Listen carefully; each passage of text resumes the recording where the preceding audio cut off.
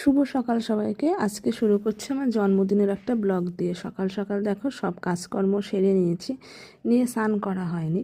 আর এইদিকে দেখো সকালটা কত সুন্দর লাগছে দেখতে, আর রোদও উঠেছে সেরকম। আর এইদিকে দেখো স্নানটা যখন সেরে নিলাম, মাম্মা মামাকে উইশ করছে একটা ফুলের তোড়া দিয়ে আর ক্যাডবেরি দিয়ে। তা মাম্মা উইশ করার পর সাথে সাথে সাবিনা বলো, সেরিনা, দিদি সবাই উইশ করে নিচ্ছে। আর জন্মদিনে না সেরকম সেলিব্রেট বলতে সেরকম হয় না, মা রান্না বান্না করে। আর ভাই যেহেতু বাড়ি থাকে না, সেরকমভাবে সেলিব্রেশন করা হয় না। এদিকে দেখো আমি সবাইকে ক্যাডবেরি খাইয়ে নিচ্ছি, সেইনাও দিয়ে নিচ্ছে আর সাবিনাও দিয়ে নিচ্ছে। দিন দেখো মা রান্না করেছিল, মা যেগুলো রান্না করেছিল তোমাদের সাথে শেয়ার করব।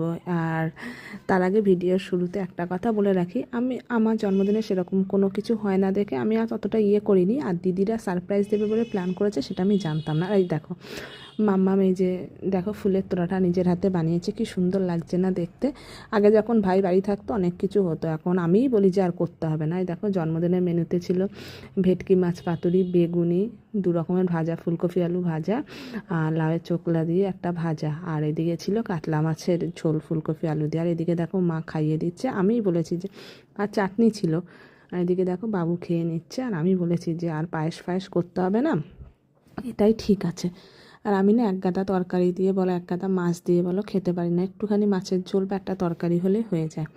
আর এদিকে দেখো খেয়ে নিচ্ছি, আমি খেয়ে নিচ্ছি। ওইদিকে দিদি, সাবিনা ওরা যে প্ল্যান করেছে আমি এটা কিছুতেই জানতাম না, আমি এতটা গুরুত্বও দিইনি। আর বিকালবেলা একটু প্ল্যান ছিল যে একটু ফুচকা খেতে যাবো বা একটু আড্ডায় যাবো, সে মতো রেডি হয়ে দেখো আমি, দিদি আর সেরিনা বেরিয়ে পড়েছি। আর সাবিনাকে এতবার বলার পরেও সাবিনা যায়নি। সাবিনা বললো যে সাবিনার পেটে ব্যথা করছে। আর এদিকে দেখো একটা কেকের দোকানে কেক দেখছিলাম, যেহেতু আমাদের মানে একটু পিকনিক টাইপের মতো করবো, আর এদিকে সেইনারও জন্মদিন আছে, সেলিব্রেশন করব, সেই কারণে একটু কেক দেখছিলাম। আর এরা দেখো জোর জবরদস্তি টাইম পাস করার জন্য আড্ডায় গেছে কফি খেতে। তখন আমি জানতাম না যে সাবিনারা সারপ্রাইজ দেবে বলে সাজাচ্ছে, সেই কারণে আমি আর কি জানতাম না এরা সেখানে টাইম পাস করার জন্য আড্ডায় গেছে কফি খেতে। ওই যে সেরিনা মার সাথে যাচ্ছে, আমি কিছুই বুঝতে পারিনি। আর এইদিকে এরা কফি খাচ্ছে।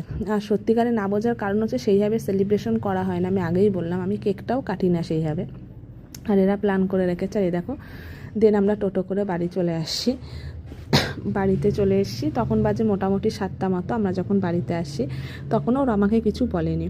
দেন আমি বড়দিদের বাড়ির দিকে যাচ্ছি, আর এই দেখে এরা সারপ্রাইজ প্ল্যানটা করেছে, আমার দেখে দারুণ ভালো লেগেছে। দিদি, সাবিনা, সেরিনা সবাই ছিল, আর একটা কেকও এনেছে। আমি তো দেখে পুরো অবাক হয়ে গেলাম। আর এই দেখো ওরা সব আমাকে উইশ করছে। আর জন্মদিনটা এইভাবেই কাটিয়েছি। আর এমনি খাওয়া দাওয়া সেলিব্রেশনটা করব, সেই ব্লগটাও তোমাদের সাথে সামনের দিন শেয়ার করব। যেহেতু সেইনারও বার্থডে ছিল 3